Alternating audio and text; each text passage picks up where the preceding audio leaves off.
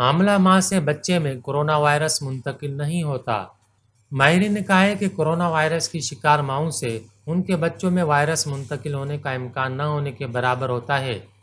جامعہ کراچی میں واقع ICCBS کے ذیلی ادارے ڈاکٹر پنجوانی مرکز برائے سالماتی ادویہ اور نیشنل انسٹی ٹیوٹ آف وائرولوجی نے زینب پنجواتی میموریل اسپتال کے اشتراک سے یہ تحقیقی سروے کیا گیا ہے۔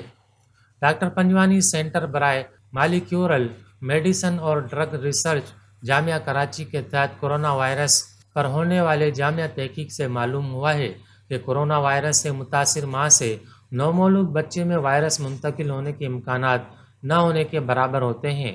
یہ تحقیق دراصل زچہ سے نومولود بچوں میں کورونا وائرس کی منتقلی کے رجحان پر کی گئی ہے۔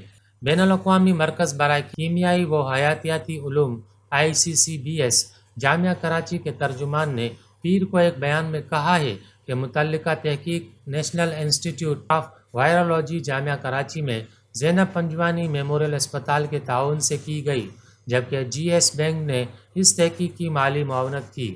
ICCBS جامعہ کراچی کے سربراہ اور کاسمیٹک کے کوآرڈینیٹر جنرل پروفیسر ڈاکٹر محمد اقبال چودھری نے پیر کو متعلقہ ریسرچ ٹیم سے ملاقات کے دوران ماہرین کی تحقیقی کوششوں کی تعریف کی۔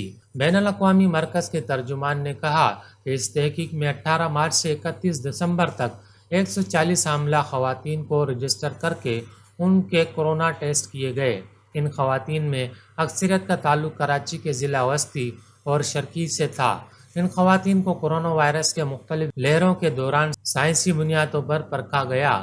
رجسٹرڈ خواتین میں ہلکی اور درمیانے درجے کے انفیکشن سے متعلق آثار پائے گئے، جبکہ شدید لہروں کے درمیان بھی کسی خاتون میں انتہائی درجے کا انفیکشن نہیں پایا گیا۔ اس پورے عمل کے دوران انفیکشن کے ساتھ اور اس کے بغیر خواتین میں یکساں کلینکل علامتیں ظاہر ہوئیں۔ تحقیق کے دوران یہ بھی بات سامنے آئی کہ بچوں کی پیدائش کے لیے آپریشن، حمل کا گرنا، وقت سے پہلے پیدائش اور اموات زچگی میں کورونا انفیکشن باعث خطرہ نہیں ہے۔ تحقیق میں یہ بھی بات سامنے آئی ہے کہ پیدائش کے بعد نومولود بچوں میں فوری طور پر وائرس کی تشخیص نہیں ہوتی، جبکہ اینٹی باڈیز ضرور منتقل ہوتی ہیں۔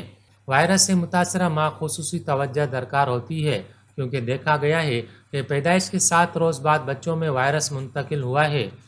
واضح رہے کہ جنوبی ایشیائی عوام پر یہ پہلے سب سے منظم تحقیق ہے۔